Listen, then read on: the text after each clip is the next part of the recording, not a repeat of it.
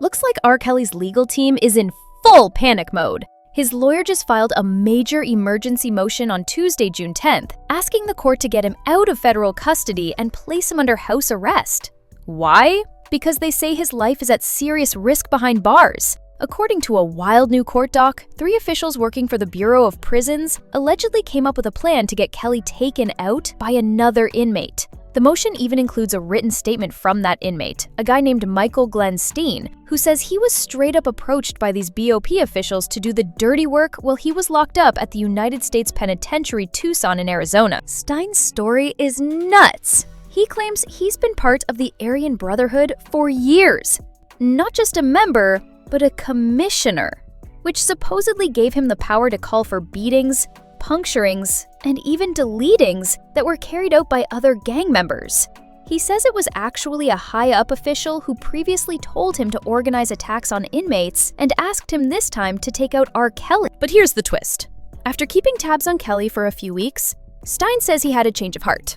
Instead of going through with it, he told Kelly everything, including how prison officials had allegedly sent him in to end his life. Now he's ready to take a polygraph test to prove he's not making it all up. He also says he'll name names and confess to other beatings and deletings he's been involved in during his time with the Aryan Brotherhood. This has sparked major concern, especially from Kelly's legal team, who are now demanding he be moved out of prison immediately. They're saying it's too risky to keep him in there with all this going on. What happens next? We'll just have to wait and see if the court takes this seriously. Now, let's get into some serious Brangelina drama. And this time, it's getting even more personal. Word on the street is Brad Pitt is officially distancing himself from not just 1, but 2 of the 6 kids he shares with ex-wife Angelina Jolie. Brad, who's now 61, and Angelina 50, were once Hollywood royalty. They fell for each other on the set of Mr. and Mrs. Smith back in 2005, and got hitched in 2014. But their fairy tale fell apart in 2016 when Angelina filed for divorce. And since then, it's been messy. Real messy. Their breakup came with a long list of battles over custody and money, especially concerning their 6 kids. Maddox, who's 23, Pax 21, Zahara is 20, 19-year-old Shiloh, and twins Knox and Vivian, both 16. Even though their divorce just wrapped up legally this year, the bad blood hasn't gone anywhere. And now, it sounds like Brad is done trying with Pax. Sources say the relationship is basically broken beyond repair. One insider said, Brad honestly considers his relationship with Pax unfixable. Yikes. Apparently, after Pax was spotted stumbling out of the Chateau Marmont last month, Brad was totally over it. He reportedly doesn't care what Pax does anymore. But it's not just Pax. Another child may also be on the chopping block. Shiloh recently made headlines after legally dropping Pitt from her last name when she turned 18. She's now going by Shiloh Nouvelle Jolie. And that's not all. At least 3 of the other kids have already stopped using Pitt too, though not legally yet. Clearly, this family is going through it. Brad recently made a rare comment about the divorce being finalized. He said, "I don't think it was that major of a thing, just something coming to fruition." Legally. Meanwhile, Angelina's lawyer didn't hold back. They said, frankly, Angelina is exhausted, but she is relieved this one part is over.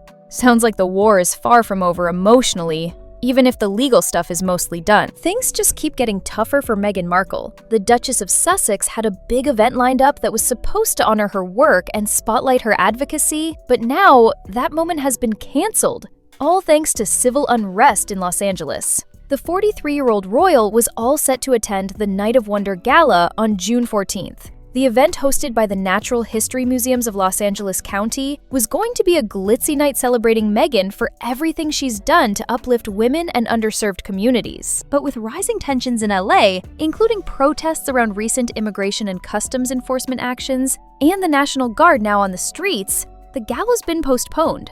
The museum made the call along with its board of trustees and other event partners, saying they unanimously agreed it was the appropriate response to current community circumstances. This would have been a big moment for Meghan. She was being honored for her work with the Archwell Foundation and her fight for equality, women's rights, and social justice. Born and raised in LA, Meghan had planned to show up in person and deliver what was expected to be a heartfelt and powerful speech.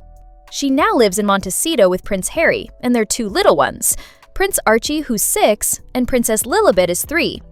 The Night of Wonder usually brings together some of LA's top changemakers from science, culture, and charity work, so Meghan's presence was a big deal. She was expected to be surrounded by supporters who share her mission of creating more opportunities and fighting for fairness. No word yet on when the event will be rescheduled, but Meghan fans will definitely be watching for updates. Let's talk about Taylor Swift for a sec. Because even with all her chart-topping success, she's still dealing with some seriously scary stuff.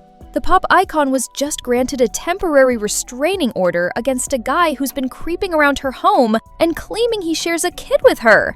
Totally bonkers. The man, 45-year-old Brian Jason Wagner from Colorado, allegedly showed up at Taylor's LA home several times between July 2024 and this past May. In her court filing, Taylor explained just how disturbing his visits were. She said, "I'm informed that Mr. Wagner made various statements about living at my property, being in a relationship with me, believing I am the mother of his son, and needing to see me in person, all of which are untrue and disconnected from reality."